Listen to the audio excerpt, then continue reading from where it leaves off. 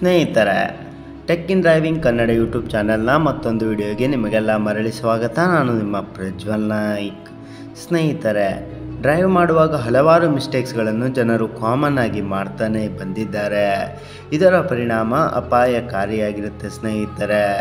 ಈಗಂತೂ ಸಣ್ಣ ಸಣ್ಣ ಹುಡುಗರ ಕೈಯಲ್ಲಿ ವಾಹನಗಳು ಸಿಕ್ಕಿ ಬೇಜವಾಬ್ದಾರಿತನದಿಂದ ಹಾಗೂ ರ್ಯಾಶ್ ಆಗಿ ಡ್ರೈವ್ ಮಾಡುವುದು ಕಾಮನ್ ಆಗಿ ಬಿಟ್ಟಿದೆ. ಇದರಿಂದ ಅವರ ಜೀವಕ್ಕಷ್ಟೇ ಅಲ್ಲದೆ ದಾರಿಯಲ್ಲಿ ಹೋಗುವ ಬರುವ ಜನರ ಜೀವಕ್ಕೂ ಕುತ್ತು ತಂದಿಟ್ಟು ಬಿಡುತ್ತಾರೆ ಸ್ನೇಹಿತರೆ.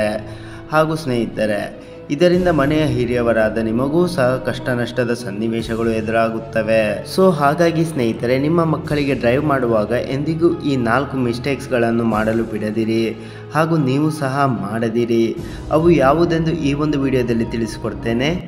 ಅದಕ್ಕೂ ಮುಂಚೆ ನೀವೇನಾದರೂ ಫಸ್ಟ್ ಟೈಮ್ ನಮ್ಮ ಯೂಟ್ಯೂಬ್ ಚಾನಲ್ನ ನೋಡ್ತಿದ್ದಲ್ಲಿ ಈಗಲೇ ಸಬ್ಸ್ಕ್ರೈಬ್ ಮಾಡ್ಕೊಳ್ಳಿ ಹಾಗೂ ಬೆಲ್ ಐಕಾನ್ನ ಪ್ರೆಸ್ ಮಾಡಿ. ಬೆಲ್ ಐಕಾನ್ನ ಪ್ರೆಸ್ ಮಾಡೋದ್ರಿಂದ ನಾವು ಹಾಕೋ ಪ್ರತಿಯೊಂದು ಇಂಟ್ರೆಸ್ಟಿಂಗ್ ವಿಡಿಯೋ ನೋಟಿಫಿಕೇಷನ್ ನಿಮಗೆ ಬರ್ತಾ ಹೋಗುತ್ತೆ.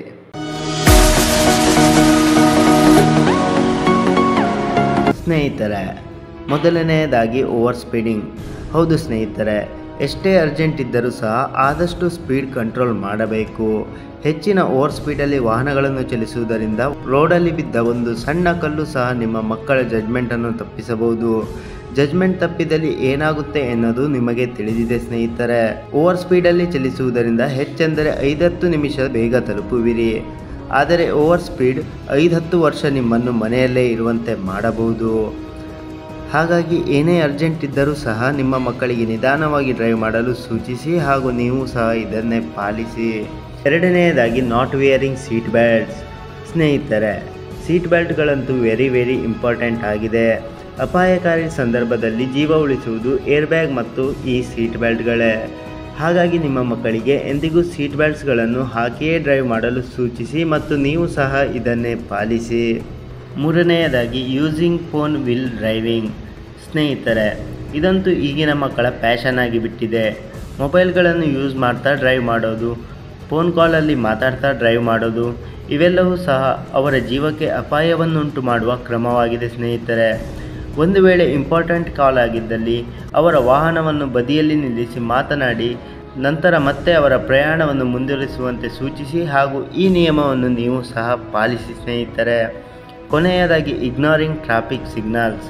ಸ್ನೇಹಿತರೆ, ಟ್ರಾಫಿಕ್ ಸಿಗ್ನಲ್ಸ್ಗಳನ್ನು ಇಗ್ನೋರ್ ಮಾಡುವುದರಿಂದ ಇನ್ನೊಂದು ವಾಹನಕ್ಕೆ ಕ್ರ್ಯಾಶ್ ಆಗುವ ಸಾಧ್ಯತೆ ಇದ್ದೇ ಇರುತ್ತದೆ ಮತ್ತು ಪೊಲೀಸ್ ಫೈನ್ಗೆ ಒಳಗಾಗುವ ಸಾಧ್ಯತೆ ಇರುತ್ತೆ.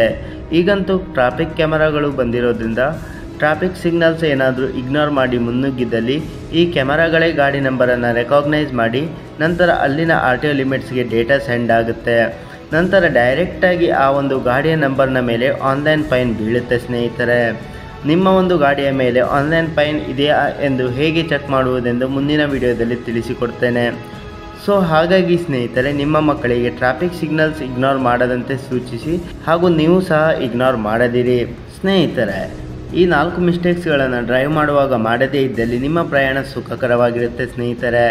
ಹಾಗಾಗಿ ನಿಮ್ಮ ಮಕ್ಕಳಿಗೂ ಸಹ ಈ 4 ತಪ್ಪುಗಳನ್ನು ಡ್ರೈವ್ ಮಾಡುವಾಗ ಮಾಡಲೇಬೇಡಿ ಎಂದು ಹಿಂದೆ ವಾರ್ನಿಂಗ್ ಮಾಡಿ. ಇಲ್ಲಿಗೆ ಈ ವಿಡಿಯೋನ ಮುಗಿಸ್ತಾ ಇದ್ದೇನೆ. ಇಷ್ಟೇ ಇವತ್ತಿನ ಒಂದು ವಿಡಿಯೋ ಸ್ನೇಹಿತರೆ. ಈ ಒಂದು ವಿಡಿಯೋ ನಿಮಗೆ ಸ್ವಲ್ಪನಾದರೂ ಇಷ್ಟವಾಗಿದ್ದಲ್ಲಿ ಈಗಲೇ ಲೈಕ್ ಮಾಡುವ ಮೂಲಕ ನಮಗೆ ಸಪೋರ್ಟ್ ಮಾಡಿ. ಥ್ಯಾಂಕ್ಸ್ ಫಾರ್ ವಾಚಿಂಗ್ ಅಂತ ಹೇಳ್ತಾ ಮುಂದಿನ ವಿಡಿಯೋದಲ್ಲಿ ಮತ್ತೆ ಸಿಗೋಣ. ಜೈ ಹಿಂದ್, ವಂದೇ ಮಾತರಂ.